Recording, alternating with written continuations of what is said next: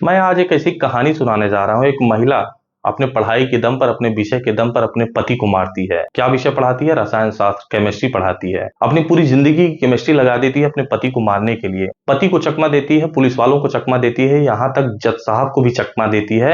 High court में खुद भांस करती है। मैं कैसी कहानी सुनाने जा रहा हूँ, जिंदा दिली कहानी है। अभी 29 जुलाई को इस महिला को सजा मिली है। हाईकोर्ट ने सजा दिया है कि आप ही दोषी हैं। मैं कैसी कहानी सुनाने जा रहा हूँ, ममता पाठक और नीरज पाठक की कहानी है। जिंदा दिली कहानी है। आप सुनेंगे ना तो एकदम भौचक्का हो जाएंगे। चलिए प्रसंग पर आते हैं, शुरू से शुरू करते हैं। जय हिंद, नमस्कार, सत श्री अकाल। मेरा नाम देवेश मिश्रा है। ममता पाठक महाराजा कॉलेज में असिस्टेंट प्रोफेसर के तौर पर कार्य करती हैं। रसायन शास्त्र पढ़ाती हैं, केमिस्ट्री पढ़ाती हैं। इनके पति नीरज पाठक होते हैं छतरपुर जिला अस्पताल में मेडिसिन विभाग के विशेषज्ञ होते हैं। दोनों की शादी होती है। दोनों की शादी काफी समय तक अच्छा चलता है, लेकिन ममता पाठक के दिमाग में पता नहीं क्या स्ट्राइक करता है। कुछ क्लू भी मिला होगा कि नीरज पाठक का कहीं अवैध संबंध है, मेरे पति का कहीं किसी और महिला से अवैध संबंध है। अब ममता पाठक पीछे लग जाती हैं, और इस कदर पीछे लगती हैं, हर जगह शिकायत भी करती हैं, जांच भी करवाती हैं, पुलिस तक जाती हैं, विभाग तक जाती हैं, ऊपर तक जाती हैं, यहां तक डीजीपी कार्यालय तक जाती हैं। सोच लीजिए, सामान्य बात है?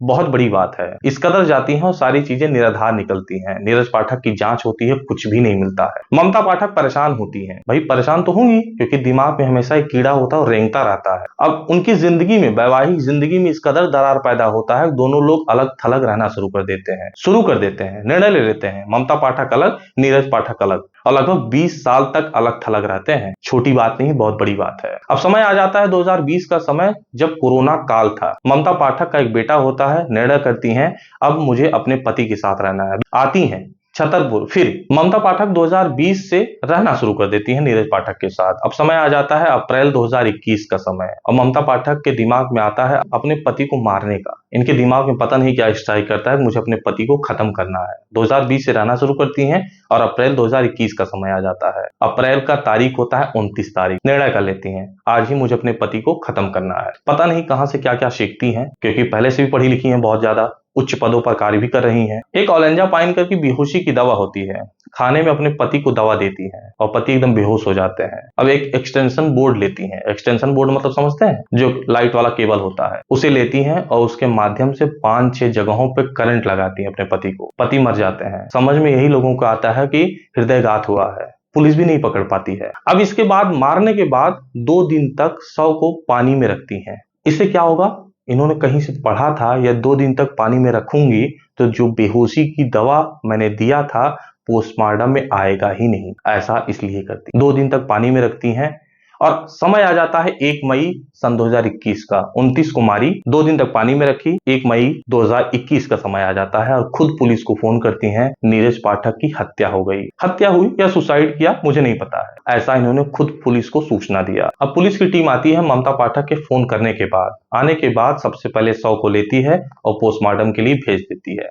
इसके बाद ममता पाठक का स्टेटमेंट लेती है। ममता पाठक कहती है, मैं 2 दिनों के लिए बाहर गई थी, यात्रा पर थी, मेरा डायलिसिस चल रहा था, मैं इसीलिए वहां गई थी अपना डायलिसिस कराने। इसके बाद सबसे बड़ी चीज निकल के आती है। स्टेटमेंट लेती है नीरज पाठक के ड्राइवर का, रतन सिंह यादव। रतन सिंह यादव कहते हैं कि मैडम झूठ बोल रही हैं, यहीं पर थी, कहीं नहीं गई थी, कोई यात्रा नहीं की है, कोई डायलिसिस नहीं की है। पुलिस बहुत चक्का हो जाती है। अब पुलिस को शक होने लगता है, यह हत्या है, सुसाइड नहीं है। अब सारे सबूतों को इकट्ठा करने लगती है पुलिस। सबसे पहले पोस्टमार्टम की रिपोर्ट लेती है। उसमें बहुत सारी चीजें तो क्लियर होती है, लेकिन बहुत सारी चीजें क्लियर नहीं होती हैं। जैसे उनके शरीर पर 5-6 करंट के निशान मिलते हैं, लेकिन यह क्लियर नहीं होता कि इलेक्ट्रिक करंट है या थर्मल है। इलेक्ट्रिक अगर है तो यह ममता पाठक ने ही उनके शरीर पर लगाया हुआ है, जानबूझकर हृदयघात बीमारी दिया गया है। ये सारी चीजें क्लियर नहीं होती है पोस्टमार्टम में। इनको बेहोशी की दवा दी गई है कि नहीं, ये भी क्लियर नहीं होता है। लेकिन रतन सिंह यादव ड्राइवर का स्टेटमेंट आता है कि ममता पाठक कहीं नहीं गई थी, यहीं थी, कोई भी डायलिसिस कराने नहीं गई थी। रिश्तेदार का भी स्टेटमेंट आता है कि ममता पाठक बार बार नीरज पाठक को प्रताड़ित करती हैं, कमरे में बंद करके प्रताड़ित करती हैं। और स्वयं नीरज पाठक का एक ऑडियो वायरल होता है, रिश्तेदार भी देते हैं। रिश्तेदार से बात करते हुए नीरज पाठक कहते हैं कि मेरी पत्नी ममता पाठक मुझे बहुत परेशान करती है, कमरे में बंद करके प्रताड़ित करती है। सारे सबूतों को पुलिस इकट्ठा कर लेती है। अब पुलिस के दिमाग में आता है कि ममता पाठक को उठाया जाए, हिरासत में लिया जाए। पुलिस उठा लेती है सन 2022 में, हिरासत में लेती है, पूछताछ करती है। और एक ऐसा समय आ जाता है कि ममता पाठक टूट जाती हैं और कन्फेस करती हैं पुलिस के सामने कि हाँ, मैंने ही शॉट दिया है। एक नदी के किनारे मैंने एक्सटेंशन बोर्ड फेंका हुआ है, आप जाकर देख लीजिए। पुलिस जाती है, लाती भी है, पाती भी है एक्सटेंशन बोर्ड। इकट्ठा वो भी कर लेती है, कुछ सीसीटीवी फुटेज इकट्ठा कर लेती है, बहुत सारे सबूतों को इकट्ठा कर लेती है और ममता पाठक कूद भी जाती है, बता भी देती है कि हाँ मैंने ही मारा है इलेक्ट्रिक शॉर्ट देकर। और सन 2022 में छतरपुर के सेशन कोर्ट में ममता पाठक की पेशी होती है और सारे सबूतों के आधार पर दोषी पाई जाती है इस हत्या का। अब हिरासत से गिरफ्तारी हो जाती है, गिरफ्तारी से दोषी पाई जाती है और सजा होती है, अंदर हो जाती है, जेल में चली जाती है। अब ममता पाठक यहीं नहीं बैठती है, ममता पाठक तय करती है कि मुझे ऊपर जाना है, क्योंकि उनको पता है कि मैंने पुलिस के सामने कन्फेशन किया है, मजिस्ट्रेट के सामने नहीं किया है, मैं ऊपर जाऊंगी।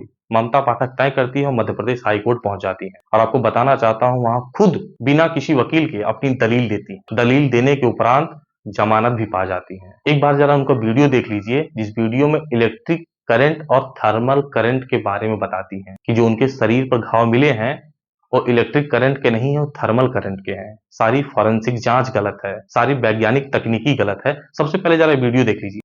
आपके ऊपर आरोप ये है कि आपने अपने पति का इलेक्ट्रोक्यूशन से मर्डर कर दिया। जी। जो पोस्टमार्टम का डॉक्टर है जी, उसने कैटेगरिकली कहा है कि वो जो डेथ थी उसमें इलेक्ट्रिक शॉक के निशान थे। In the postmortem room it is not possible to differentiate between the thermal burn mark and the electric burn mark. Current flow होता है volatilization of the atom tissue में, trace particles of the metal deposit हो जाते हैं। तो जब lab में जाता है तो उसको टिश्यू को बर्न मार्क को क्या करते हैं, निकाल लेते हैं और जो वो पार्टिकल्स रहते हैं मेटल उनको अलग कर लेते हैं, फिर उनको घोल लेते हैं HCl या नाइट्रिक एसिड में और रिएक्शन करते हैं कि वेदर दे आर एल्युमिनियम या कि आप केमिस्ट्री की प्रोफेसर हैं? जी जी जी जी सर। तो सर ये एक्रो रिएक्शन से ही डिस्टिंग हो पाएगा कि whether it is thermal burn mark या कि इलेक्ट्रिक बर्न मार्क। तो सर उन्होंने पोस्टमार्टम रूम में उन्होंने कैसे कह दिया कि ये इलेक्ट्रिक बर्न मार्क है, नहीं मालूम। इस वीडियो में आपने देखा होगा कि ममता पाठक किस तरीके से खुद को डिफेंड कर रही हैं मध्य प्रदेश हाई कोर्ट के सामने। ये सारी जो चीजें फॉरेंसिक जांच में आई हैं, वैज्ञानिक तकनीकी में आई हैं, पोस्टमार्टम में आई हैं, यह क्लियर नहीं कर रहा है कि मैं ही दोषी हूं। अब मैं आपको सरल भाषा में बताता हूं किस तरीके से खुद को डिफेंड करती हैं। एक बार जरा सुन लीजिए क्या क्या कहती हैं। ममता ने अपने दलीलों में पोस्टमार्टम और फॉरेंसिक रिपोर्ट की वैज्ञानिक कमियों पर खासकर जोर दिया। उन्होंने बताया कि बिना उचित रासायनिक विश्लेषण के यह निश्चित नहीं किया जा सकता कि निशान बिजली के करंट से ही हैं। ममता ने समझाया कि जब बिजली का करंट शरीर से गुजरता है तो मेडिकल मेटल जैसे तांबे या एल्युमिनियम के कण त्वचा के ऊतकों यानी टिश्यू में जमा होते हैं। इन कणों का पता लगाने के लिए ऊतकों को हाइड्रोक्लोरिक एसिड या नाइट्रिक एसिड में घोलकर विश्लेषण करना पड़ता है। ममता का दावा था कि फॉरेंसिक जांच में इस तरह का गहन रासायनिक विश्लेषण नहीं किया गया, जिसके कारण यह साबित नहीं हो सकता कि निशान इलेक्ट्रिक बर्न के ही हैं। इसी के आधार पर सोच लीजिए इनको जमानत मिल जाती है, हाई कोर्ट के जज को चकमा दे देती हैं और आगे भी अपनी सुनवाई में हाजिर होती हैं और लगातार बनी रहती हैं। इसी तरीके से खुद बहस करती हैं, हाई कोर्ट में नींद की गोलियों के बारे में बताती हैं। जरा ये भी सुन लीजिए। ममता ने नींद की गोलियों ओलेंजापाइन के उपयोग पर भी सवाल उठाया, जिनके बारे में पुलिस ने दावा किया था कि उन्होंने नीरज को बेहोश करने के लिए खाने में मिलाई थी। ममता ने तर्क दिया कि पोस्टमार्टम में नींद की गोलियों का प्रभाव सटीक रूप से नहीं पाया गया और 2 दिनों तक शव को रखने से ड्रग का पता लगाना और भी मुश्किल हो जाता है। उन्होंने यूट्यूब वीडियो से प्रेरणा लेने की बात को भी गलत बताया, जिसे पुलिस ने कहा था कि यह सारी चीजें इन्होंने यूट्यूब की वीडियो से सीखा हुआ है। उसी की वजह से ओलेंजापाइन दवा देती हैं और अपने पति को बेहोश करती हैं। ये सारी चीजें खुद दलील देती हैं। ऐसा कुछ भी इस पोस्टमार्टम रिपोर्ट में क्लियर नहीं होता है। लेकिन अब एक ऐसा समय आ जाता है, ममता पाठक की सारी दलीलें जब पूरा हो जाती हैं, ऑर्डर को रिजर्व कर लिया जाता है।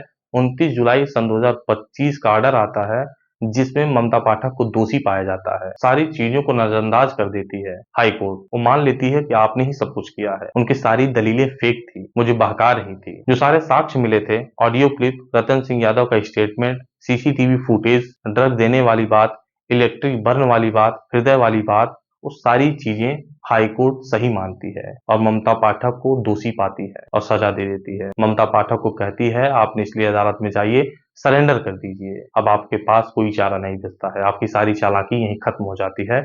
और 29 जुलाई 2025 का ऐसा आदेश आता है और ममता पाठक पकड़ी जाती हैं, उनकी सारी चीजें एक्सपोज हो जाती हैं। इस कहानी को सुनने के बाद क्या लगा होगा आप? एक पढ़ाई के दम पर महिला अपने आप को किस तरीके से कहां तक डिफेंड करती है। पहले तो मारती है, पुलिस को चकमा देती है, जज साहब को चकमा देती है और फिर उसके बाद खुद डिफेंड करती है। भाई साहब एक चीज लेकिन देखने को मिला, इस महिला में बहुत ज्यादा ताकत है, खासकर आत्मविश्वास किस तरीके से खुद को डिफेंड करती है। सलाम है, सैल्यूट है। जय हिंद।